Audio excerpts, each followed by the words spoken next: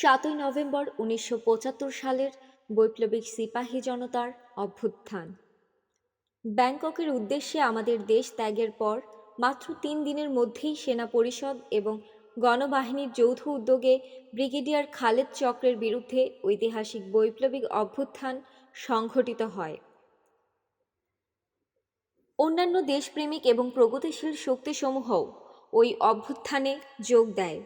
দেশপ্রেমিক বীর সেনানীদের সাথে স্বতঃস্ফূর্তভাবে যোগ দেয় জাগ্রত জনতা। আমাদের দেশ ত্যাগের মাত্র ৩ দিনের ব্যবধানে মূলত সেনা পরিষদ এবং কর্নেল তাহিরের অধীনস্থ গণবাহিনীর যৌথ নেতৃত্বে সংঘটিত হয় ৭ই নভেম্বরের ঐতিহাসিক সিপাহী জনতার বিপ্লব। ক্ষমতাচ্যুত হয় খালেদ চক্র। জাতীয় বেইমান ও তাদের বিদেশি প্রভুদের সব চক্রান্তের জাল ছিন্ন ভিন্ন করে দেয় অকুতোভয় দেশপ্রেমিক সৈনিকেরা। দেশের আপামর জনসাধারণ ৭ই নভেম্বরের বৈপ্লবিক অভ্যুত্থানকে স্বতঃস্ফূর্ত সমর্থন জানিয়ে সেনাবাহিনীর বীর জওয়ানদের সাথে যোগ দেয় ঠিক একইভাবে যেভাবে তারা সমর্থন জানিয়েছিল আগস্ট বিপ্লবকে। এই দুই ঐতিহাসিক দিনে জাতীয়তাবাদী চেতনায় উদ্বুদ্ধ হয়ে বাংলাদেশের সর্বত্র সংগ্রামী জনতার ঢল নেমে এসেছিল পথে প্রান্তরে, অলিতে গলিতে, শহরে গ্রামে। নামাজে শুকরানা আদায় করছিলেন মুসল্লিরা মসজিদে মসজিদে। শহরে বন্দরে খুশিতে আত্মহারা জনগণের মাঝে মিষ্টি বিতরণের ধুম পড়ে গিয়েছিল। সেনাবাহিনীর দেশপ্রেমিক অংশ এবং জনগণের একাত্মতায় সৃষ্টি হয়েছিল এক দুর্ভেদ্য জাতীয় ঐক্য। সেই দুই ক্রান্তি লগ্নে সম্মিলিতভাবে তারা বাংলাদেশকে পরিণত করেছিল এক দুর্জয় ঘাঁটিতে। সমগ্র জাতি প্রস্তুত ছিল জাতীয় স্বাধীনতা ও সার্বভৌমত্বের প্রতি যে কোনো আগ্রাসন কিংবা হুমকির বিরোধিতা করার জন্য। সফল বিপ্লবের পর কুচক্রীদের নেতা ব্রিগেডিয়ার খালেদ মোশাররফ এবং তার কয়েকজন ঘনিষ্ঠ সহযোগী দেশ ছেড়ে পালিয়ে যাবার চেষ্টা করে ব্যর্থ হয়ে বিপ্লবীদের হাতে নিহত হন। কর্নেল সাফায়াত জামিল ও অন্যান্যদের বন্দী করা হয়। পূর্ব সিদ্ধান্ত অনুযায়ী জেনারেল জিয়াকে গৃহবন্দী অবস্থা থেকে মুক্ত করে আবার তাকে আর্মি চিফ অফ স্টাফের পদে অধিষ্ঠিত করা হয়। তিনি জনাব খন্দকার মোশতাক আহমেদকে পুনরায় রাষ্ট্রপতির দায়িত্ব গ্রহণ করার আবেদন জানান, কিন্তু জনাব খন্দকার মোশতাক আহমদ জেনারেল জিয়াউর রহমানের আবেদনে পুনরায় রাষ্ট্রপতি হতে অসম্মতি প্রকাশ করেন। রাষ্ট্রপতির দায়িত্ব পুনরায় গ্রহণ না করার কারণ ব্যাখ্যা করে তিনি ওই দিনই জাতির উদ্দেশ্যে এক ভাষণ দান করে ৭ই নভেম্বরের সিপাহী জনতার বৈপ্লবিক অভ্যুত্থানকে পূর্ণ সমর্থন জানান। ১৫ই আগস্ট এবং ৭ই নভেম্বরের ঐতিহাসিক ঘটনা দুইটি বিচ্ছিন্ন নয়। ঘটনা দুইটি একই সূত্রে বাঁধা। একই চেতনায় উদ্বুদ্ধ সেনাবাহিনীর দেশপ্রেমিক অংশের নেতৃত্বে সংঘটিত হয়েছিল এই দুইটি বৈপ্লবিক অভ্যুত্থান।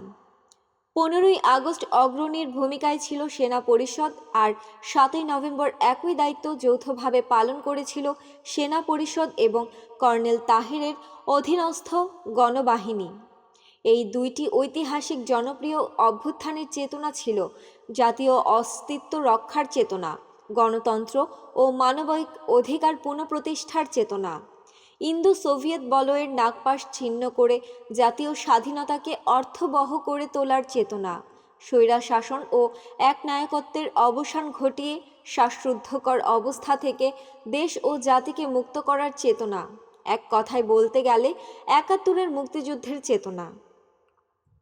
৩রা নভেম্বর থেকে ৭ই নভেম্বর এই সময়ে আমার এই ঘটনা বিবরণের সপক্ষে প্রমাণ হয়ে আছে ৭ই নভেম্বর সফল বিপ্লবের পর সৈনিক জনতার মুখে ধ্বনিত স্লোগানগুলি।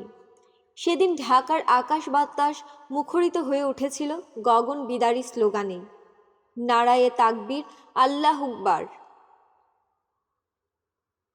সিপাহী জনতা ভাই ভাই, খালেদ চক্রের রক্ত চাই, খন্দকার মোশতাক জিন্দাবাদ, বাংলাদেশ জিন্দাবাদ, মেজর ডালিম জিন্দাবাদ, কর্নেল তাহের জিন্দাবাদ, ডালিম তাহের ভাই ভাই, বাকশালীদের রক্ষা নাই, রশিদ ফারুক জিন্দাবাদ, খালেদ মোশাররফ মুর্দাবাদ, জেনারেল জিয়া যেখানে, আমরা আছি সেখানে।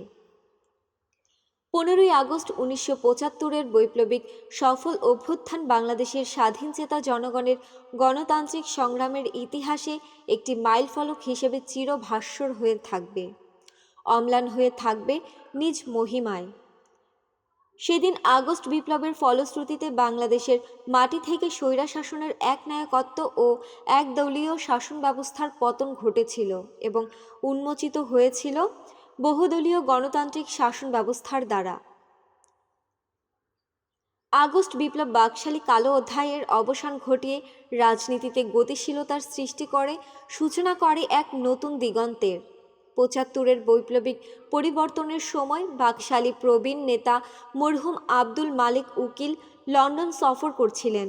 মুজিব হত্যার প্রতিক্রিয়া জানতে গিয়ে তখন সেখানে তিনি সাংবাদিকদের বলেছিলেন, বাংলাদেশে ফেরাউনের পতন হয়েছে।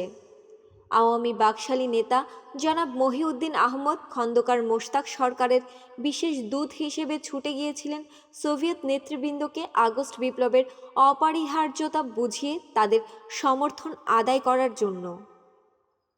জনাব আবু সাইদ চৌধুরী মুজিব সরকারের সাবেক রাষ্ট্রপতি ও স্বেচ্ছায় খন্দকার মোশতাকের বিশেষ দূত হিসেবে পরবর্তীকালে তার পররাষ্ট্রমন্ত্রীর দায়িত্ব নিয়ে মার্কিন যুক্তরাষ্ট্র, জাতিসংঘ ও পশ্চিমা বিশ্বের অন্যান্য রাষ্ট্র সফর করে আগস্ট বিপ্লবের প্রয়োজনীয়তা ও অপরিহার্যতা সম্পর্কে সে সমস্ত দেশের নেতৃবৃন্দকে অবহিত করার দায়িত্ব পালন করেছিলেন। 15ই আগস্ট বৈপ্লবিক অভ্যুত্থান ও রাজনৈতিক পট পরিবর্তনের পর যে জাতীয়তাবাদী চেতনা ও গণতান্ত্রিক রাজনীতির উন্মেষ ঘটেছিল, জাতীয় জীবনের প্রতি ক্ষেত্রে তারই ধারা আজও দুর্বার গতিতে বয়ে চলেছে। নিঃস্বার্থ দেশপ্রেম ও জাতীয় মুক্তির প্রতীক 15ই আগস্টের সফল বৈপ্লবিক অভ্যুত্থান ও তার চেতনা সর্বকালে সর্বযুগে এদেশের প্রতিটি দেশপ্রেমিক ও সচেতন নাগরিক ও ভবিষ্যৎ প্রজন্মকে প্রেরণা যোগাবে নব্য সৃষ্ট মীরজাফর ও জাতীয় বেঈমানদের উৎখাত করতে, জাতীয় স্বাধীনতা ও সার্বভৌমত্বকে সুসংহত করার জ্বলন্ত নিদর্শন 15ই আগস্টের মহান বিপ্লব। গায়ে মানে না আপনি মোড়ল। শেখ মুজিবকে জাতির পিতা কিংবা বঙ্গবন্ধু হিসেবে মেনে নেয়ার কোনো যুক্তি নেই। কোনো ব্যক্তিকে জাতির পিতার মর্যাদা দেবার বিষয়টি জনগণের আবেগের সাথে জড়িত। শক্তি প্রয়োগ করে কিংবা আইনের দাপটে ওই আবেগ সৃষ্টি করা সম্ভব নয়। স্বাধিকারের আন্দোলনের মুজিবের অবদান অন্যান্য নেতাদের মতোই সর্বজন স্বীকৃত। 1972 সালে শেখ মুজিব যখন ক্ষমতাসীন হন, তখন তিনি ছিলেন নিঃসন্দেহে সবচেয়ে জনপ্রিয় নেতা। তার আমলেই দেশের সংবিধান প্রণীত হয়েছিল। সেখানে তাকে জাতির পিতা হিসেবে স্বীকৃতি দেবার জন্য জনগণের উপর কোনো বাধ্যবাধকতা আরোপ করা হয়নি। মাত্র 3 বছরের মাথায় দুঃশাসনের জন্য তার জনপ্রিয়তা শূন্যের কোঠায় নেমে আসে। 75 জানুয়ারিতে চতুর্থ সংশোধনীর মাধ্যমে দেশে স্বৈরাচারী এক দলীয় বাকশাল কায়েম করে তিনি পারিবারিক রাজতন্ত্রই কায়েম করেছিলেন। স্বৈরা শাসনের নাগপাশ থেকে জনগণকে মুক্ত করেছিল 15ই আগস্টের বৈপ্লবিক অভ্যুত্থান। অভ্যুত্থানের পর খন্দকার মোশতাক রাষ্ট্রপতি হয়েছিলেন। 3 সশস্ত্র বাহিনীর প্রধান তার সরকারের প্রতি আনুগত্য প্রকাশ করেন। বাকশালীয় সংসদরা মোশতাক সরকারের বিরুদ্ধে সামান্য প্রতিবাদও করলেন না। শেখ মুজিবের মন্ত্রীদের বৃহদাংশ মোশতাক সরকারে যোগ দিলেন। রক্ষী বাহিনীর প্রধান কোনো প্রতিক্রিয়াও দেখালেন না। পক্ষান্তরে জনগণের মধ্যে স্বতঃস্ফূর্তভাবে যে প্রতিক্রিয়া দেখা গিয়েছিল, সে কথা ওই সময়ে যাদের বয়স অন্তত 10-12 বছর তাদেরও স্পষ্ট মনে থাকার কথা। গত 15ই জুলাই 2001 সালের রাতে কেয়ারটেকার সরকার কায়েম করার পরপরই স্বতঃস্ফূর্তভাবে জনগণ বিপুল সংখ্যায় মুক্তির আনন্দ যেভাবে প্রকাশ করেছে, 75 আগস্টে জনগণ এর চেয়েও বহুগুণ বেশি আবেগ, উচ্ছ্বাস ও আনন্দে মেতে উঠেছিল। উপরোক্ত প্রতিক্রিয়া এই কথাই প্রমাণ করে যে শেখ মুজিবকে জনগণ জাতির পিতা হিসেবে শ্রদ্ধা করেনি, বরং তার কুশাসন থেকে মুক্তি পেয়ে পরম স্বস্তি বোধ করেছে। এবং আনন্দ উৎসবে মেতে উঠেছে। এতেও প্রমাণিত হয় যে শেখ মুজিব কখনোই জনগণের মনে জাতির পিতা হিসেবে স্বীকৃতি লাভ করেনি। তা না হলে তার নিহত হবার কারণে রাস্তায় নেমে জনগণ অবশ্যই বিলাপ করত। বিলাপ করা তো দূরের কথা, কেউ প্রকাশ্যে সেদিন ইন্না লিল্লাহ ওয়া ইন্না ইলাইহি রাজিউন পড়েছে বলে নাকি জানা যায়নি। বঙ্গবন্ধু উপাধিতে যারা তাকে ভূষিত করেছিল তারাই আবার সে উপাধি ফিরিয়ে নিয়েছিল, এ ব্যাপারে পূর্বে আলোচিত হয়েছে।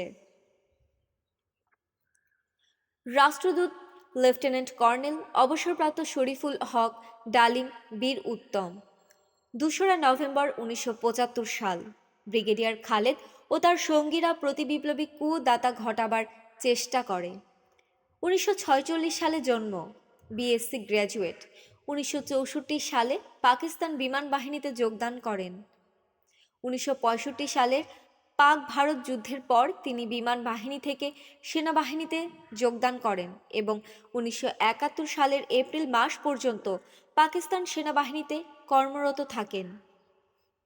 ১৯৭১ সালে স্বাধীনতা সংগ্রামের শুরুতেই সুদূর পশ্চিম পাকিস্তান থেকে পালিয়ে এসে যে দলটি সর্বপ্রথম মুক্তিযুদ্ধে যোগদান করেছিল তিনি ছিলেন তাদের একজন। মুক্তিযুদ্ধে অসাধারণ সাহস ও কৃতিত্বের জন্য তিনি বীর উত্তম খেতাবে ভূষিত হন। একজন প্রতিষ্ঠাতা সদস্য হিসেবে বাংলাদেশ সেনাবাহিনী গড়ে তোলার প্রক্রিয়ায় তার অবদান উল্লেখযোগ্য।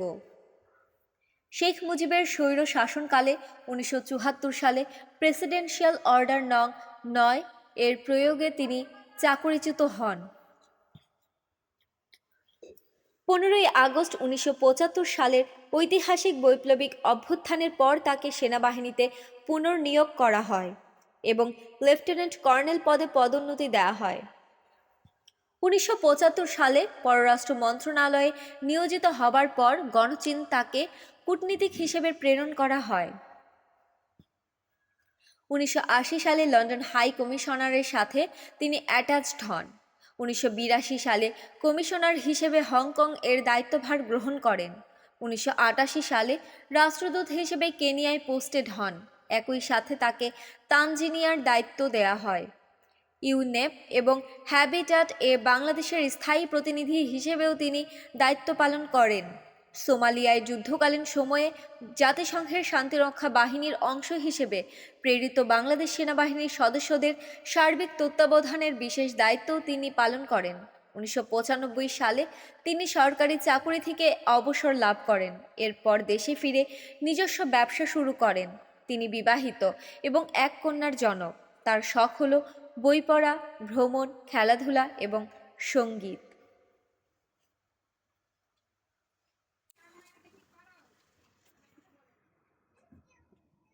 সমসাময়িক ভাবনা, জাতীয় বিপ্লব এবং সংহতি দিবস ৭ই নভেম্বর ১৯৭৫ এবং অব্যাহতি আইনসমূহ। এই অবিস্মরণীয় দিনটি রাষ্ট্রীয়ভাবে স্বীকৃতি লাভ করেছিল জাতীয় বিপ্লব ও সংহতি দিবস হিসেবে। তখন থেকেই দেশবাসী শ্রদ্ধার সাথে এই দিনটি উদযাপন করে আসছেন। শুধুমাত্র শেখ হাসিনা ও তার দল আওয়ামী বাকশালীরা দিনটিকে যথাযথ মর্যাদায় পালন করতে অস্বীকার করে আসছেন বোধগম্য কারণে। এমনটি করলে তাদের অতীত ঐতিহাসিক ব্যর্থতাকে মেনে নিতে হয়। তেমন ঔদার্য দেখানো শেখ হাসিনা ও আওয়ামী লীগের মতো একটি দলের কাছ থেকে প্রত্যাশা করা কখনোই সম্ভব নয়।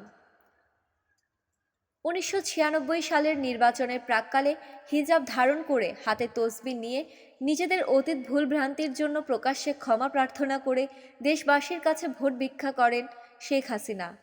ছলনাময়ী আচরণ, অস্থায়ী সরকারাধীন প্রশাসনের দুর্নীতিবাজ সুযোগ সন্ধানী একটি গোষ্ঠীর চক্রান্তের পরও একক সংখ্যাগরিষ্ঠতা অর্জন করতে না পেরে কোয়ালিশন সরকার গঠন করে রাষ্ট্রীয় ক্ষমতায় আসীন হতে সমর্থ হন শেখ হাসিনা ও তার দল আওয়ামী লীগ।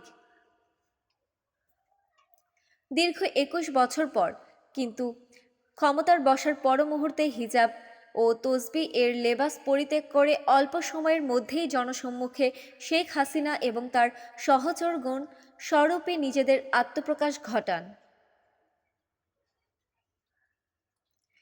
জনগণ বুঝতে পারেন আওয়ামী লীগে কোনো পরিবর্তন তো হয়নি, বরং জিঘাংসা ও প্রতিহিংসা চরিতার্থ করার জন্য তারা জলার পেতনির চেয়েও আরও বেশি হিংস্র ও ভয়ঙ্কর মহিরুতে পরিণত হয়েছে, যার ফলে ২০০১ সালে নির্বাচনে ভোট বিপ্লবের মাধ্যমে তাদের রাহুগ্রাস থেকে দেশ ও নিজেদের বাঁচাবার জন্য জাতি আওয়ামী লীগকে ছুঁড়ে ফেলে দেয় ইতিহাসের আস্থা করে। শোচনীয় পরাজয় ঘটে শেখ হাসিনা ও তার দল আওয়ামী লীগের। ক্ষমতা গ্রহণের পরেই জাতীয় বিপ্লব ও সংহতি দিবসকে উদযাপনের জন্য ঘোষিত সরকারি ছুটির দিন বাতিল করে দেয় আওয়ামী লীগ সরকার। সংবিধানের তোয়াক্কা না করে অবৈধভাবে ১৫ই আগস্টের জনসমর্থিত সফল বিপ্লবের নায়কদের বিরুদ্ধে শুরু করা হয় মুজিব হত্যা ও জেল হত্যা বিচারের প্রহসন। ৭ই নভেম্বরের সিপাহী জনতার বিপ্লব বাংলাদেশের রাজনৈতিক ধারাবাহিকতায় একটা বিরল ঘটনা। এমন ঘটনা জাতীয় ইতিহাসে ঘটে বিশেষ কোনো ক্রান্তি লগ্নে, বিশেষ এক পটভূমিকায়। আজ অবধি ৭ই নভেম্বর নিয়ে নানা ধরনের বক্তৃতা, বিবৃতি ও প্রচারণা করা হলেও কী ছিল এই পটভূমি? কোন চেতনায় উদ্বুদ্ধ হয়ে, কিসের বিরুদ্ধে, কাদের নেতৃত্বে ঘটেছিল এই অভ্যুত্থান, সেই সম্পর্কে কিছুই বলা হয়নি। দেশের তথাকথিত বুদ্ধিজীবী মহলও এই বিষয়টাকে রহস্যজনকভাবে পাশ কাটিয়ে যাচ্ছেন সতর্কতার সাথে।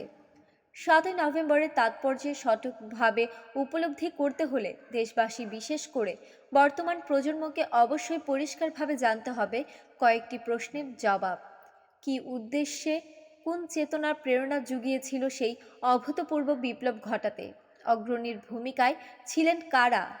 ১. কেন ঘটিয়েছিল সিপাহী জনতার অভ্যুত্থান? ২. কী উদ্দেশ্যে, কোন চেতনা প্রেরণা জুগিয়েছিল সেই অভূতপূর্ব বিপ্লব ঘটাতে? ৩. কিসের বিরুদ্ধে সংঘটিত হয়েছিল বিপ্লব? ৪. অগ্রণীর ভূমিকায় ছিলেন কারা?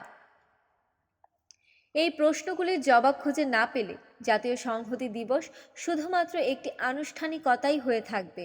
জাতীয় চরিত্র, এর মূল্যবোধকে দৃঢ়ভাবে প্রতিষ্ঠিত করা কখনোই সম্ভব হবে না। ৭ই নভেম্বরের চেতনা ও উদ্দেশ্য সম্পর্কে জানতে হলে ৭১-এর স্বাধীনতা সংগ্রাম থেকেই শুরু করতে হয়। ২৫শে মার্চ ১৯৭১-এর কালো রাত্রিতে তদানীন্তন পাকিস্তানের অর্বাচীন সামরিক জান্তার নির্দেশে সামরিক বাহিনী যখন হায়নার মতো নজিরবিহীন পাশবিক বর্বরতায় পূর্ব পাকিস্তানের জনগণের উপর সর্বশক্তি নিয়ে ঝাঁপিয়ে পড়েছিল, তখন প্রস্তুতিহীন জাতিকে তোপের মুখে অসহায় অবস্থায় ফেলে রেখে শীর্ষ নেতা শেখ মুজিবুর রহমান স্বেচ্ছায় বন্দিত্ব বরণ করে পশ্চিম পাকিস্তানের নিরাপদ আস্তানায় পাড়ি জমান। যাওয়ার প্রাক্কালে তিনি ছাত্র সমাজ ও আপামর জনগণের সব মিনতি ও অনুরোধ উপেক্ষা করে তার দলীয় নেতাদের প্রাণ বাঁচানোর জন্য পালিয়ে যাওয়ার নির্দেশ দিয়ে যান।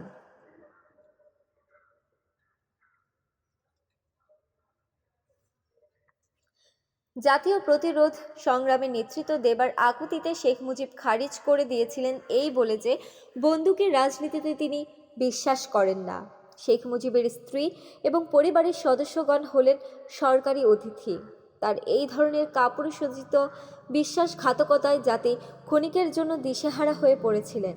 ঠিক সেই সন্ধিক্ষণে সেনাবাহিনীর এক অজ্ঞাত তরুণ অফিসার মেজর জিয়াউর রহমান দেশপ্রেম ও জাতীয়তাবাদী চেতনায় উদ্বুদ্ধ হয়ে আরও কয়েকজন সমমনা তরুণ সহকর্মীদের পরামর্শে ও সহযোগিতায় চট্টলার কালুরঘাট বেতার কেন্দ্র থেকে জনগণের উদ্দেশ্যে ঘোষণা দিলেন স্বাধীনতার। জাতির প্রতি আহ্বান জানালেন প্রতিরোধ সংগ্রাম গড়ে তোলার। তার সেই দিক নির্দেশিকার ফলেই সেনাবাহিনীর ইপিআর, পুলিশ, প্রশাসনিক প্রতিষ্ঠানের কর্মকর্তা, আনসার, মুজাহিদ বাহিনীর বাঙালি সদস্যদের কেন্দ্র করে সকল স্তরের জনগণ গড়ে তুলেছিলেন দেশব্যাপী জাতীয় প্রতিরোধ। তারই পরিণতিতে গড়ে ওঠে স্বাধীনতার সংগ্রাম। কিন্তু আমাদের মহান মুক্তি সংগ্রামের পূর্ণ সুযোগ গ্রহণ করে ভারতের কর্ণধার চাণক্য গোষ্ঠী বন্ধুত্বের আবরণে দীর্ঘদিনের লালিত স্বপ্ন চরিতার্থ করার জন্য প্রণয়ন করে সুদূরপ্রসারী এক নীল নকশা। মূল লক্ষ্য তাদের পরম শত্রু পাকিস্তানকে দ্বিখণ্ডিত করে তার শক্তির ভেতরকে দুর্বল করে অখণ্ড ভারত পুনঃপ্রতিষ্ঠা করার চিরন্তন খায়েশ কায়েমের পরিকল্পনাকে আরও এক ধাপ এগিয়ে নিয়ে যাওয়া, একই সাথে স্বাধীন বাংলাদেশকে তাদের করদ রাজ্যে পরিণত করা। জাতীয় মুক্তি সংগ্রামের সব কৃতিত্বের একক দাবিদার হিসেবে স্বীকৃতি দিয়ে আওয়ামী লীগকে রাষ্ট্রীয় ক্ষমতায় বসানোর ভারতীয় সমর্থন ও অঙ্গীকারের পরিপ্রেক্ষিতে তৎকালীন কলকাতা নিবাসী অস্থায়ী প্রবাসী সরকার এবং পরবর্তীকালে মুজিব সরকার ভারতের সেবাদাসের ভূমিকা পালনের দাসখত লিখে দেয়। শুধুমাত্র ক্ষমতার লোভে জাতীয় স্বার্থ বিসর্জন দিতে এবং লাখো শহীদের রক্ত ও হাজারো মা বোনের ইজ্জতের সাথে বেইমানি করতে এতটুকু দ্বিধাবোধ করেননি শেখ মুজিব ও আওয়ামী লীগ। শুধু তাই কি, ৭১ থেকে আজ অবধি জাতীয় মুক্তি সংগ্রামের একচ্ছত্র দাবিদার বনবার নির্লজ্জ প্রচেষ্টা চালিয়ে যাচ্ছে আওয়ামী লীগ। রাষ্ট্রীয় ক্ষমতা কবজা করে দেশকে পৈতৃক সম্পত্তিকে পরিণত করল মুজিব সরকার। মুজিবের নেতৃত্বে আওয়ামী লীগ এবং বাকশালী একদলীয় স্বৈরশাসনের শ্বাসরুদ্ধকর পরিস্থিতি এবং বিভীষিকার আজও আতঙ্কগ্রস্ত হয়ে ওঠে বাংলার মানুষ। শেখ মুজিবের উত্তরসূরি শেখ হাসিনার নেতৃত্বে আওয়ামী লীগ তাদের বিগত ৫ বছরের অপশাসন ও রাষ্ট্রীয় সন্ত্রাসের মাধ্যমে মুজিব আমলের সেই বিভীষিকাময় ইতিহাসকেই বিশ্বাসযোগ্য করে তুলেছে বর্তমান প্রজন্মের কাছে। স্বাধীনতার পর শেখ মুজিব পাকিস্তান থেকে ভারত হয়ে ফেরার পথে সদ্য প্রসূত দেশের জন্য দুটো উপহার নিয়ে আসলেন।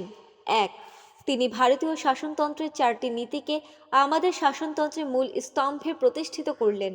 হিটলারের মেইন ক্যাম্প এর অনুকরণে মুজিববাদ নামক এক উদ্ভট রাজনৈতিক দর্শন উদ্ভাবন করলেন।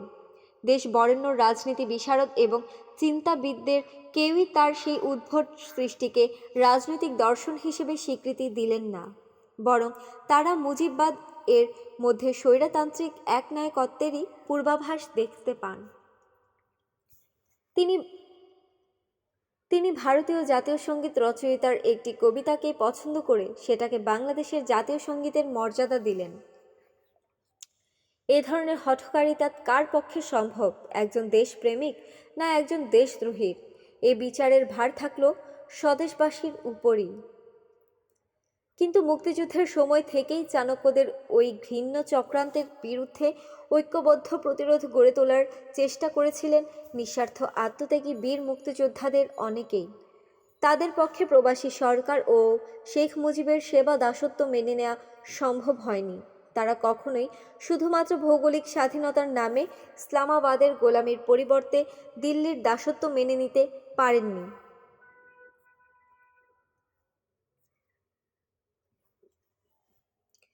তাদের চেতনা ছিল সত্যিকার অর্থে স্বাধীন, সমৃদ্ধ, সুখী এক বাংলাদেশ। তাই স্বাধীনতা উত্তরকালে তারাই আওয়ামী বাকশালী স্বৈরাচারের বিরুদ্ধে সোচ্চার হয়ে গড়ে তোলেন সংগঠিত প্রতিরোধ সংগ্রাম। কিন্তু রাষ্ট্রীয় শ্বেতসন্ত্রাসের জাতাকলে প্রতিপক্ষের শক্তিকে ক্রমান্বয়ে নিঃশেষ করে দেওয়া হয়েছিল সুপরিকল্পিতভাবে। তাদের বেশিরভাগই ছিল জানবাজ মুক্তিযোদ্ধা।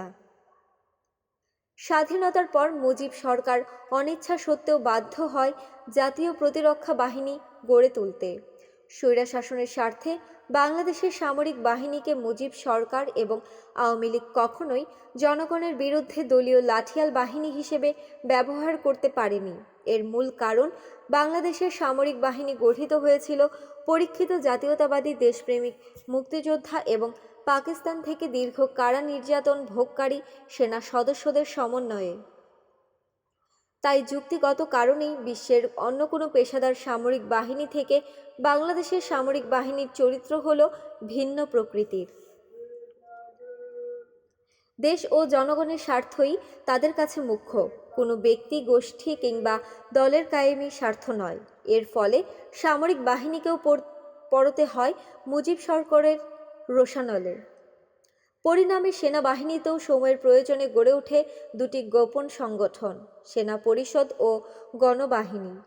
জাতীয়তাবাদ ও দেশপ্রেমের প্রশ্নে এই দুটি সংগঠন এবং রাজনৈতিক অঙ্গনের দেশপ্রেমিক, প্রগতিশীল ও জাতীয়তাবাদী অন্যান্য সংগঠন গ্রুপগুলোর অঙ্গীকার ছিল এক ও অভিন্ন।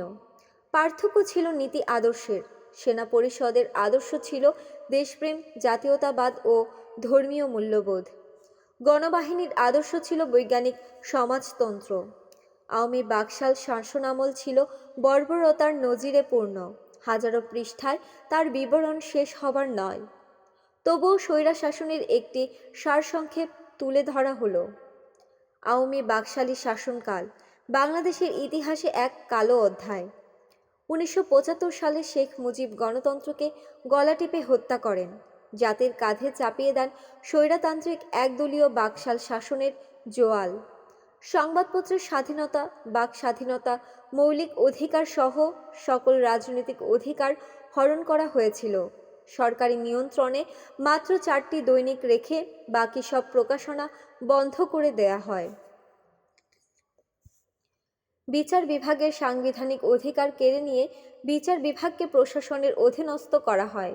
এভাবেই আইনের শাসনের কবর রচিত হয়। আওয়ামী বাকশালী শাসনামল ছিল মূলত হত্যার ইতিহাস, নারী নির্যাতনের ইতিহাস, লুণ্ঠনের ইতিহাস,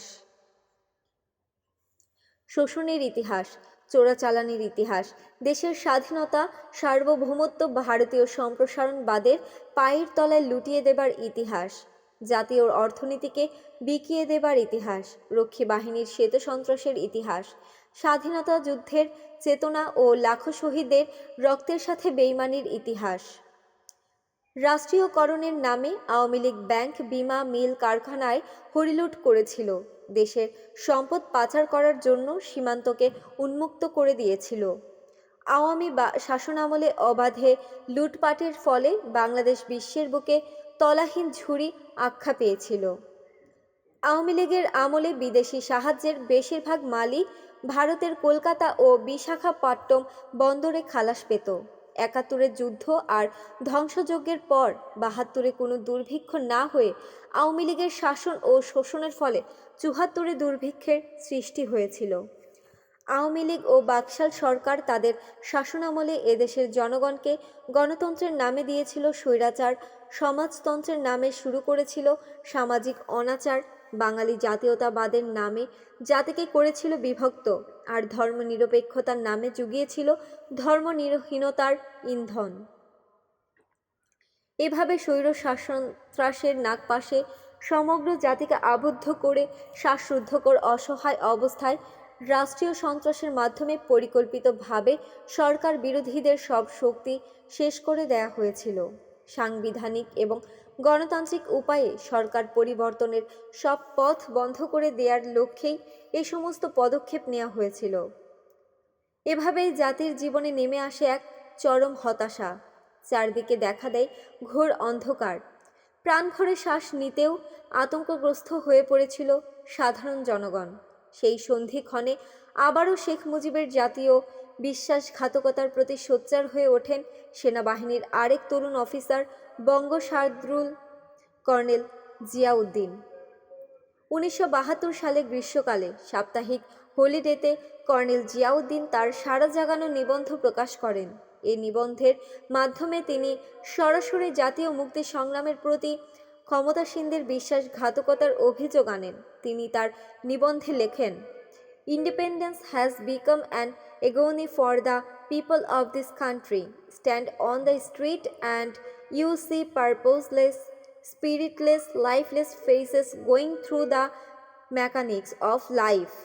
Generally, after a liberation war, the new spirit carries through and the country builds itself out of nothing. In Bangladesh, the story is simply other way round. The whole of Bangladesh is either beginning or singing sad songs or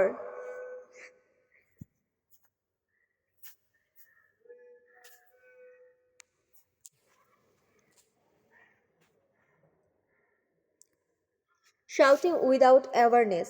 The hungry and poor are totally lost. The country is on the verge of falling into the abyss." নির্ভীক এই মুক্তিযোদ্ধা এই নিবন্ধে বাংলাদেশ ও ভারতের মধ্যে 25 বছরের গোপন চুক্তি জনসমক্ষে প্রকাশের দাবি সর্বপ্রথম তুলে ধরেন। প্রধানমন্ত্রী শেখ মুজিবুর রহমানের উল্লেখ করে তিনি বলেন, We fought without him and won. If need be, we will fight again without him. 15ই আগস্টের বৈপ্লবিক পরিবর্তন যদি না হতো তাহলে গণতন্ত্রের বদ্ধভূমিতে আজকের শতাধিক রাজনৈতিক দলকে একদলীয় বাকশালের ধ্বজা বহন করেই বেড়াতে হতো। এমনকি আওয়ামী লীগ নামক কোনো দলেরও পুনর্জন্ম হতো না। আওয়ামী বাকশালীদের অনাসৃষ্টির জন্য বিধ্বস্ত সামাজিক, রাজনৈতিক ও অর্থনৈতিক অবস্থার ঘানি দেশবাসীকে অনির্দিষ্ট কালের জন্য টানতে হতো। দেশ স্বাধীন হওয়ার পর হাজার হাজার কোটি টাকার অস্ত্র, গোলাবারুদ, স্বর্ণ, মূল্যবান ধাতু,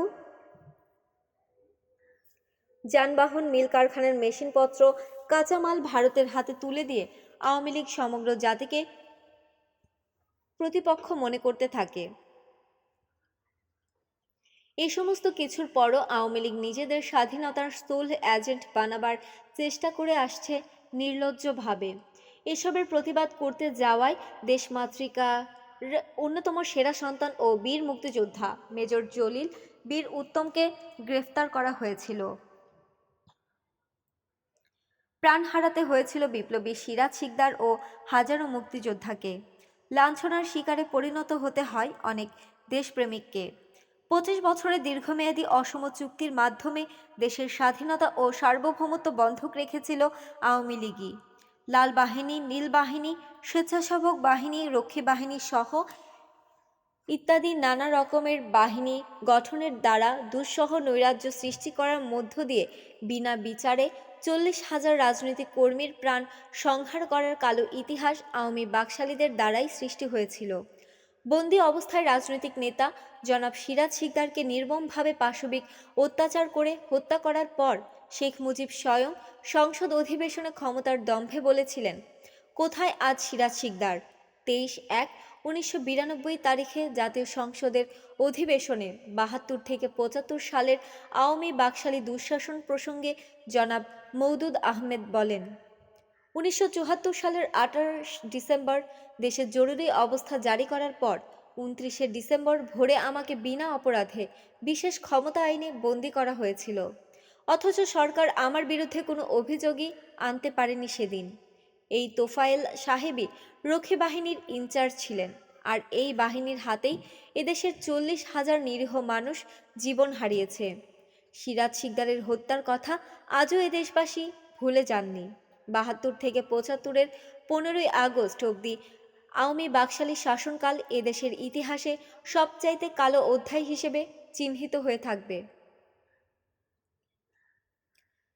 জাতির আশা আকাঙ্ক্ষাকে জলাঞ্জলি দিয়ে নিজের ক্ষমতাকে পাকাপোক্ত করার উদ্দেশ্যে যে ব্যবস্থা গ্রহণ করা হয় সে ব্যবস্থাটিতে থাকতে পারে না। জনসমর্থন ছাড়া কোনো ব্যবস্থাই দীর্ঘস্থায়ী হতে পারে না। জাতীয় বেইমান ও বিশ্বাসঘাতকরা যখন জাতির কাঁধে একনায়কতন্ত্র, স্বৈরতন্ত্রের বোঝা চাপিয়ে দেয়, জাতীয় স্বার্থ বিকিয়ে দেয়, ব্যক্তি ও গোষ্ঠী স্বার্থ হাসিলের জন্য মীর জাফর বা রাজাকার আল বদরের ভূমিকায় অবতীর্ণ হয়, তখন তাদের অন্যায়, অত্যাচার, শোষণ, নির্যাতন থেকে জাতিকে বাঁচানোর তাগিদেই তাদের দুঃশাসন উৎখাত করার জন্য দেশপ্রেমিকদের বিপ্লবের পথ অবলম্বন করতে হয়েছে যুগে যুগে।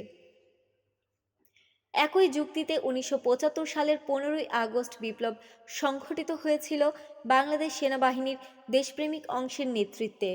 সেই বিপ্লব ছিল একটি সফল অভ্যুত্থান। দেশ ও জাতি মুক্তি পেয়েছিল দাসত্বের নাগপাশ ও স্বৈরাশাসনের শ্বাসরুদ্ধকর পরিবেশ থেকে। বাকশাল সরকারের উৎখাত ও মোশতাক সরকারের প্রতি জনগণের স্বতঃস্ফূর্ত সমর্থন এ কথাই প্রমাণ করেছিল জনগণের আশা আকাঙ্ক্ষার সাথে বাকশালের কোনো সম্পর্ক ছিল না। একদলীয় শাসন ব্যবস্থার প্রতি সমর্থনও ছিল না। এমনকি আওয়ামী বাকশালীদের বৃহদাংশেরও সমর্থন ছিল না শেখ মুজিবের একদলীয় স্বৈরশাসনের প্রতি। 15ই আগস্টের অভ্যুত্থান স্বতঃস্ফূর্তভাবে জনসমর্থন পেয়ে একটি জনপ্রিয় বিপ্লবে পরিণত হয়। 14ই আগস্ট রাতে ঢাকা ব্রিগেডের নাইট প্যারেড, তাই 15ই আগস্ট সুবহে সাদেক বিপ্লবের দিন ঠিক করা হলো। ঘড়ির কাঁটা এগিয়ে চলেছে। বিপ্লবের শেষ পর্যায়ের সব প্রস্তুতি শেষ করে আল্লাহ তাআলার নাম নিয়ে বিপ্লব শুরু করা হলো। প্রভাতের প্রথম প্রহরে সমগ্র জাতি যখন গভীর নিদ্রায় নিমজ্জিত, সশস্ত্র প্রতিরোধ শুরু করা হলো প্রথম প্রতিপক্ষের তরফ থেকেই। গুলিতে ৩ জন বিপ্লবী শহীদ হলেন। শুরু হলো পাল্টা আক্রমণ। অল্প সময়ের মধ্যে সফল অভ্যুত্থানে ঐতিহাসিক পট পরিবর্তনের ঘটনা। রেডিও বাংলাদেশের মাধ্যমে দেশবাসীকে জানানো হলো শেখ মুজিব সরকারের পতনের কথা। একই সাথে ঘোষণা হলো খন্দকার মোশতাক আহমেদ অস্থায়ী রাষ্ট্রপ্রধান হিসেবে রাষ্ট্র পরিচালনার দায়িত্বভার গ্রহণ করেছিলেন। কারফিউ জারি করা হলো দেশের বৃহত্তর স্বার্থে। জনগণের কাছে আবেদন জানানো হলো বিপ্লবের সমর্থনে আইন শৃঙ্খলা পরিস্থিতি এবং নাগরিক জীবনের নিরাপত্তা রক্ষার কাজে সেনাবাহিনীকে সাহায্য করার জন্য। স্বৈরাচারী মুজিব সরকারের পতন ঘটেছে জানতে পেরে সমগ্র জাতি সেদিন স্বতঃস্ফূর্তভাবে বিপ্লবকে অভিনন্দন জানিয়েছিল। আনন্দের আতিশয্যে ঢাকার রাস্তায় লোকের ঢল নেমেছিল। জনগণ সারা দেশ জুড়ে আনন্দে আত্মহারা হয়ে পড়েছিলেন স্বৈরা শাসনের নাগপাশ থেকে মুক্তি পেয়ে। মসজিদে মসজিদে লোকজন সেদিন বাংলাদেশ সেনাবাহিনীর দেশপ্রেমিক সদস্যদের জন্য বিশেষ দোয়া ও মিলাদের আয়োজন করেছিলেন। মিষ্টি বিতরণের ধুম পড়ে গিয়েছিল মহল্লায় মহল্লায়। শেখ মুজিব ও তার দোসরদের জন্য সেদিন বাংলাদেশের জনগণ ইন্না লিল্লাহি ওয়া ইন্না ইলাইহি রাজিউন পড়তেও ভুলে গিয়েছিলেন। সবারই এক কথা, দেশ জালিমের হাত থেকে বেঁচে গিয়েছে। বাকশালী শাসনে জনগণ ছিলেন অতিষ্ঠ, কিন্তু আওয়ামী বাকশালী গোষ্ঠী যে এতটা ধিকৃত হয়ে উঠেছিল, জনগণের কাছে সেটা উপলব্ধি করতে পারা গিয়েছিল বিপ্লবিক পরিবর্তনের পর জনগণের অভূতপূর্ব ও স্বতঃস্ফূর্ত সমর্থনের বহিঃপ্রকাশে। বাংলাদেশের মানুষ জাতির ক্রান্তি লগ্নে অতীতে সবসময় সঠিক রায় দিয়ে এসেছেন, সেটাই তারা আরেকবার প্রমাণ করলেন 15ই আগস্টের বিপ্লবকে সমর্থন জানিয়ে। আগস্ট বিপ্লবের নৈতিক বৈধতার প্রমাণ দেশবাসীর স্বতঃস্ফূর্ত সমর্থন। 1979 সালের 4 এপ্রিল জাতীয় সংসদে মরহুম শেখ মুজিবের উপর একটি শোক প্রস্তাব উত্থাপন করা হয়। তখন দেশের প্রেসিডেন্ট ছিলেন মরহুম জিয়াউর রহমান এবং স্পিকার ছিলেন মির্জা গোলাম হাফিজ। কোনো মৃত ব্যক্তির উপর রাষ্ট্রীয়ভাবে শোক প্রস্তাব উত্থাপন করতে গেলে প্রথাগতভাবে তার জীবন বৃত্তান্ত পড়ে শোনানো হয় এবং সংসদের কার্যবিবরণীতে তা লিপিবদ্ধ করা হয়। 1979 সালের 4 এপ্রিল শেখ মুজিবের উপর যে শোক প্রস্তাব উত্থাপন করা হয় তা উত্থাপন করেন স্বয়ং মির্জা গোলাম হাফিজ। তার পঠিত শেখ মুজিবের জীবন বৃত্তান্তের শেষ লাইনে বলা হয়, 1975 সালের 15ই আগস্ট এক রাজনৈতিক পট পরিবর্তনের ফলে তিনি মৃত্যুমুখে পতিত হন। সংসদ কার্য বিবরণীর সংরক্ষিত দলিল। এটাই মূল কথা ছিল। শেখ মুজিবের মৃত্যু একটি সাধারণ হত্যাকাণ্ড নয়। শেখ মুজিবের মৃত্যু হয়েছিল রাজনৈতিক পট পরিবর্তনের বৈপ্লবিক অভ্যুত্থানের প্রক্রিয়ায়। একই দিনে শেখ মুজিবের পতনের রাজনৈতিক দিকটি খুব পরিষ্কার ও স্বচ্ছ করে ব্যাখ্যা করেছিলেন প্রধানমন্ত্রী শাহ আজিজুর রহমান। সেটা তিনি করেছিলেন শহীদ প্রেসিডেন্ট জিয়াউর রহমানের অনুমোদন ক্রমে। তিনি বলেছিলেন, 1975 সালের 25শে জানুয়ারি মাত্র 15 মিনিটের মধ্যে যে কুখ্যাত কালা কানুন পাশ করে বাকশাল নামক একদলীয় স্বৈরাচারী জগদ্দল পাথর দেশের তৎকালীন 8 কোটি লোকের বুকে চাপিয়ে দেওয়া হয়েছিল, সেটা ছিল একটা সংসদীয় কুদাতা। ওই একদলীয় স্বৈরাচারী অভ্যুত্থানের বিরুদ্ধে 1975 সালের 15ই আগস্ট সংঘটিত হয় বৈপ্লবিক অভ্যুত্থান। সংসদ কার্য বিবরণীর সংরক্ষিত দলিল। একই অধিবেশনে পরে তিনি ইনডেমনিটি বিলটি সংসদে উত্থাপন করেন। বিলটি 241 ভোটের বিপুল সংখ্যাগরিষ্ঠতায় পাশ হয়ে আইনে পরিণত হয়। ফলে ইনডেমনিটি আইন পঞ্চম সংশোধনী হিসেবে সংবিধানের অংশে পরিণত হয়।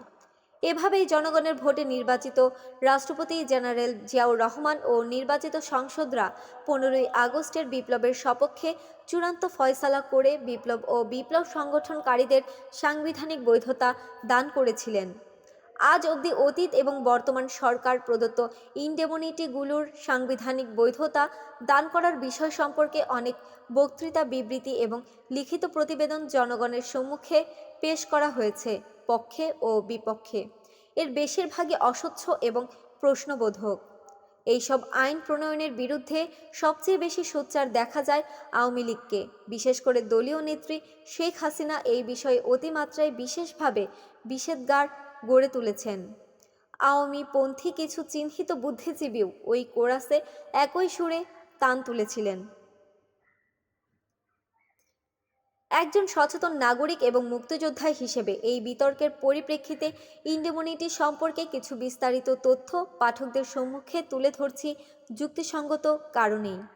কিছুটা হলেও এই তথ্যসমূহ জনমনে ধূম্রজাল সৃষ্টি করার যে অপচেষ্টা চালানো হচ্ছে স্বাধীনতার প্রাক্কাল থেকেই জাতীয় রাজনৈতিক প্রবাহে ঘটিত বিশেষ কয়েকটি গুরুত্বপূর্ণ বিষয়গুলোকে নিয়ে সেই কথার মারপ্যাচের আচ্ছাদনের ভেতর থেকে সত্যকে উপলব্ধি করতে পারেন সেই প্রত্যাশায়। ইন্ডেমনিটি শব্দটির আভিধানিক অর্থ হচ্ছে ক্ষতিপূরণ থেকে আইনি অব্যাহতি প্রদান। এই ধরনের ইন্ডেমনিটি দেয়ার রেওয়াজ বাংলাদেশেই সর্বপ্রথম চালু করা হয়নি। দেশ ও জাতির বৃহত্তর স্বার্থে কোনো বিশেষ কার্যক্রম এবং সংশ্লিষ্ট ব্যক্তি বিশেষদের আইন আদালতের ঊর্ধ্বে রাখার জন্যই এ ধরনের আইন প্রণয়ন করা অত্যাবশ্যক হয়ে পড়ে। আজকের বিশ্বে তথাকথিত সভ্যতার প্রতীক পশ্চিমা দেশগুলি, যারা বর্তমানে বিশ্ব পরিসরে মানবাধিকার, গণতন্ত্র ইত্যাদির একছত্র প্রচারক ও ধারক বাহক হিসেবে নিজেদের প্রতিষ্ঠিত করার সর্বাত্মক চেষ্টা করে চলেছে, তারাই এই ইন্ডেমনিটি দেবার রীতি চালু করেছে।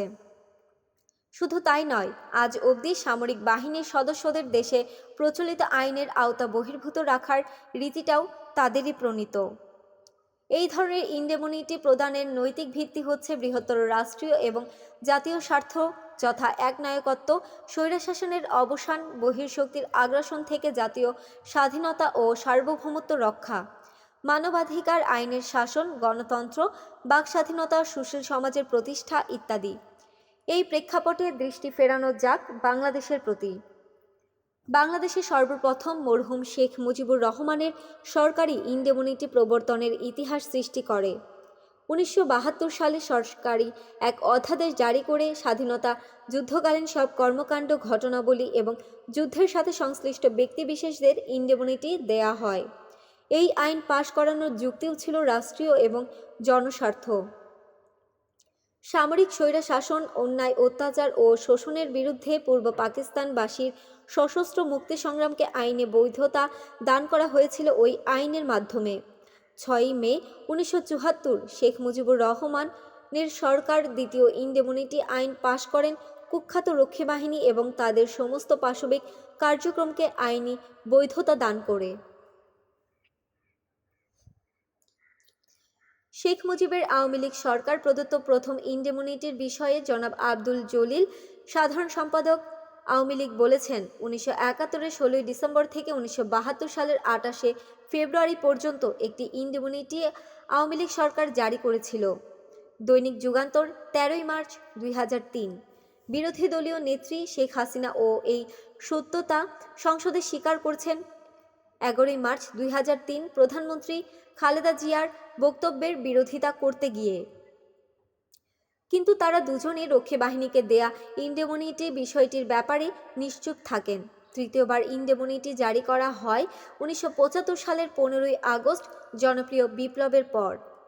15ই আগস্ট ঐতিহাসিক রাজনৈতিক পট পরিবর্তনের পর দেশে সাময়িকভাবে জরুরি অবস্থা এবং মার্শাল ল জারি করা হয়। ফলে রাষ্ট্রপতি খন্দকার মোশতাক আহমেদ 15ই আগস্টের ঘটনাবলী এবং বিপ্লবের সাথে সংশ্লিষ্ট ব্যক্তিবিশেষদের এক অর্ডিন্যান্স জারির মাধ্যমে ইন্ডেমনিটি প্রদান করেন।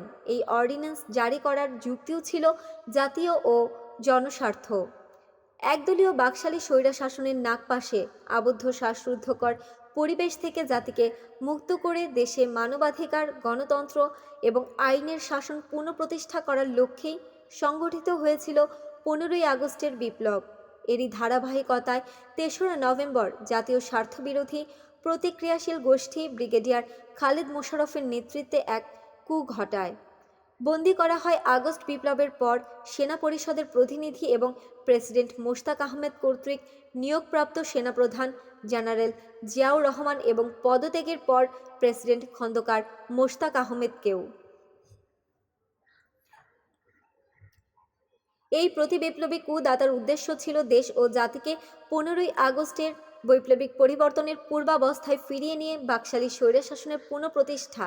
কিন্তু মাত্র 3 দিনের ব্যবধানে চক্রান্তকারীদের সব প্রতিষ্ঠাকে প্রচেষ্টাকে নস্যাৎ করে দেয় ৭ই নভেম্বরের মহান সিপাহী জনতার বিপ্লব।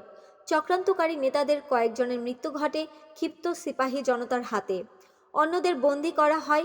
৭ই নভেম্বর সিপাহী জনতার বিপ্লবে অগ্রণীর ভূমিকায় ছিলেন ১৫ই আগস্ট বিপ্লবের চেতনায় উদ্বুদ্ধ সেনাবাহিনীর দেশপ্রেমিক সদস্যরাও, যার ফলে ব্যক্তিগত কারণে সাধারণ নির্বাচনের পর সংসদে প্রেসিডেন্ট খন্দকার মোশতাক আহমেদের জারিকৃত ইনডিমনিটি অধ্যাদেশের পরিসীমা বর্ধিত করে ৭ই নভেম্বর পর্যন্ত সমস্ত কার্যক্রম ও তৎপরতার সাথে সংশ্লিষ্ট ব্যক্তিবিশেষদের স্বার্থে ২/৩ ভোটে সংশোধিত ইনডেমনিটি বিলটি সংসদে পাশ করানোর ফলে উক্ত ইনডেমনিটি আইন হিসেবে সংবিধানের পঞ্চম সংশোধনীর অংশে পরিগণিত হয় ১৯৭৯ সালে।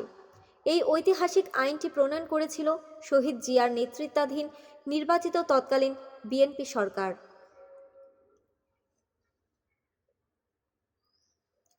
২০০১ সালের নির্বাচনে ২/৩ বেশি সংখ্যাগরিষ্ঠতা অর্জন করে বিএনপি এর নেতৃত্বে জোট সরকার দেশের শাসনভার গ্রহণ করে।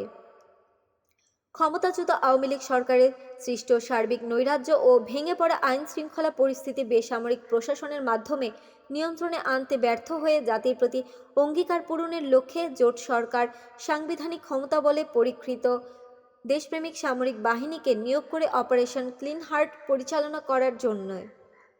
ফলে অতি অল্প সময়ে সারা দেশের আইন শৃঙ্খলা পরিস্থিতির অভূতপূর্ব উন্নতি ঘটে, যার ফলে শান্তিপ্রিয় আপামর জনসাধারণ অভিনন্দন জানান অপারেশন ক্লিন হার্টকে। এই পরিপ্রেক্ষিতেই বর্তমান সংসদে ২/৩ সংখ্যাগরিষ্ঠতায় পাশ করিয়ে আইনে পরিণত করা হয়েছে তৃতীয় ইনডেমনিটি বিলটি। এক্ষেত্রেও প্রেক্ষাপট জাতীয় এবং জনস্বার্থ। দেশের বৃহত্তর জনগোষ্ঠী ইনডেমনিটি বিলটির বিষয়ে উচ্চবাচ্য না করলেও প্রথম এবং দ্বিতীয় ইনডেমনিটি সম্পর্কে নিশ্চুপ থেকে তৃতীয় এবং চতুর্থ ইনডেমনিটি আইন দুইটির বিরুদ্ধে জোর গলায় সোচ্চার হয়ে নানা ধরনের উদ্ভট অযৌক্তিক প্রচারণায় মেতে উঠেছে শুধুমাত্র আওয়ামী লীগ ও তাদের দোসররা বিএনপি নেতৃত্বাধীন জোট সরকারকে হেয় প্রতিপন্ন করার লক্ষ্যে।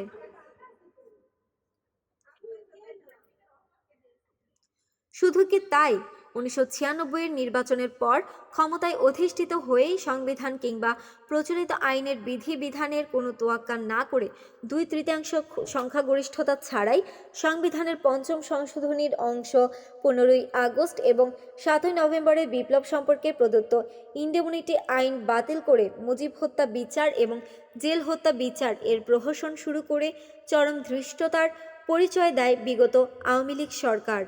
সরকারের সংবিধান বিরোধী কার্যকলাপের বিরুদ্ধে আদালতের শরণাপন্ন হলে সরকার মনোনীত কয়েকজন আওয়ামীপন্থী আইনজীবীর দ্বারা গঠিত একটি অ্যামিকাস কিউরি সৃষ্টি করে সরকারের পক্ষে বক্তব্য দেওয়ানো হয় যে সংবিধানের পঞ্চম সংশোধনীর ইনডেমনিটি অংশটি একটি কালাকানুন বিধায় ২/৩ সংখ্যাগরিষ্ঠতা ছাড়াও ওই আইন বাতিল করার সরকারি সিদ্ধান্তটি সঠিক। এরপর আদালত এই বিষয়ে আর কোনো যুক্তিতর্ক শুনতে রাজি হয়নি। হঠকারী উন্নাসিকতার এক অদ্ভুত নিদর্শন। কোন আইনের ব্যাখ্যা সংবিধানের বিধান অনুযায়ী অবশ্যই আদালত দিতে পারেন, কিন্তু আইনজীবীদের দ্বারা শুধুমাত্র একক সংখ্যাগরিষ্ঠতার মাধ্যমে কোন আইন বাতিল করা কিংবা কোনো সাংবিধানিক পরিবর্তন করার সরকারি সিদ্ধান্তকে সঠিক বলানো শুধু যে সংবিধানের অবমাননা তাই নয়, এ ধরনের আচরণ সমস্ত নৈতিক এবং মানবিক মূল্যবোধ ও নীতি আদর্শ যার উপর সামাজিক আইন প্রতিষ্ঠিত তার মূলেই কুঠারিঘাতের শামিল। সরকারি চাপের মুখেই হোক আর লাঠির ভয়েই হোক কিংবা ব্যক্তিস্বার্থ হাসিলের জন্যই হোক, যে সমস্ত আইনজীবী নৈতিকতা এবং পেশাগত দায়িত্ব বিসর্জন দিয়ে সরকারের দাবিদারি করে আইন বিভাগের সুনাম ক্ষুণ্ণ করেছেন তাদের স্থান হবে ইতিহাসের আস্তা করে জনধিকৃত বিবেক বর্জিত আইন লঙ্ঘনকারী হিসেবে। তাদের এই ধরনের হঠকারিতা ক্ষমার অযোগ্য হয়ে থাকবে চিরকাল। আইন এবং সংসদ বিষয়ক মন্ত্রী ব্যারিস্টার মওদুদ আহমেদ ১২ই মে ২০০৩ তার মন্ত্রণালয়ে এক সংবাদ সম্মেলনে বলেছেন, যৌথ অভিযান ছিল সময়ের দাবি। ১৪ কোটি মানুষের মানবাধিকার রক্ষার জন্য যাদের মানবাধিকার লঙ্ঘিত হয়েছে তাদের বিষয়টি ব্যক্তি পর্যায়ের ত্যাগ হিসেবে সরকারকে মেনে নিতে হচ্ছে। দায় মুক্তি সম্পর্কে তিনি বলেন, রক্ষী বাহিনী 1972 সালের ফেব্রুয়ারি কাজ শুরু করে। 8ই মার্চ আইন করে বৈধতা দেয়া হয়। এই বাহিনী 40,000 লোককে খুন করে, কিন্তু একটি খুনেরও বিচার হতে পারেনি। 1974 সালের 6ই মে এই আইনটি সংশোধন করে বাহিনীটিকে দায়মুক্তি করতে 16 ধারা সংবিধানের সংযোজনের ফলে বিচার সম্ভব হয়নি। 40,000 লোকের হত্যার জন্য রক্ষী বাহিনীকে দায়মুক্তি প্রদানের পর যৌথ অভিযানের দায়মুক্তির ব্যাপারে সমালোচনা করার অধিকার আওয়ামী লীগের আর থাকতে পারে না। দৈনিক যুগান্তর 13/3/2003। ঠোস যুক্তি বটে। তার এই যুক্তির পরিপ্রেক্ষিতেই বলা চলে, 1996 সালে ক্ষমতায় আসার পর 1975 সালের 15ই আগস্ট এবং 7ই নভেম্বর সম্পর্কে প্রদত্ত দায়মুক্তি আইনটি শুধুমাত্র একক সংখ্যাগরিষ্ঠতায় বাতিল করে বিচারের প্রহসন করার অধিকার ও আওয়ামী লীগের ছিল না। এই বিষয়ে কিন্তু মহামান্য মন্ত্রী তার বিবৃতিতে কিছুই উল্লেখ করলেন না। তিনি ইচ্ছাকৃতভাবে এ বিষয়টি এড়িয়ে গিয়েছেন কিনা সেটা সময়তেই পরিষ্কার হয়ে উঠবে। যাই হোক না কেন, তার এই একই যুক্তির ভিত্তিতে জনগণের প্রশ্ন, মহামান্য আইনমন্ত্রী জনাব মওদুদ আহমদ বর্তমান সরকারের আমলে 15ই আগস্ট এবং 7ই নভেম্বরের নায়কদের কারা প্রকোষ্ঠের ডেথ সেল এখনও বন্দি করে রাখা হয়েছে কোন অধিকারে? বর্তমানে জোট সরকারের কাছে দেশপ্রেমিক সচেতন জনগণের প্রত্যাশা, ইনডেমনিটির বিষয়ে প্রয়োজনে এমন শক্ত আইন প্রণয়ন করা হোক যাতে করে দেশ ও জাতির স্বার্থবিরোধী কোনো অপশক্তি ভবিষ্যতে কখনোই সংবিধানের অবমাননা করার ধৃষ্টতা দেখাতে সক্ষম না হয়। একই সাথে বিগত আওয়ামী লীগ সরকার অসাংবিধানিকভাবে জিয়া সরকারের প্রদত্ত ইনডেমনিটি আইনটি বাতিল করে সেনাবাহিনীর মাধ্যমে প্রাক্তন সদস্য, বীর মুক্তিযোদ্ধা এবং 75 নিঃস্বার্থ সূর্য সন্তানদের বিচারের প্রহসনের মাধ্যমে কারা প্রকোষ্ঠে তিলে তিলে মারার যে হীন পরিকল্পনা করেছিল, আইনগতভাবে সেই পরিকল্পনাকে অবৈধ এবং অসাংবিধানিক ঘোষণা করা হোক। এটা সত্যিই এক নির্মম পরিহাস। জাতীয় বীরেরা এখনও কারা প্রকোষ্ঠে মৃত্যুর দিন গুনছে জোট সরকারের আমলেও।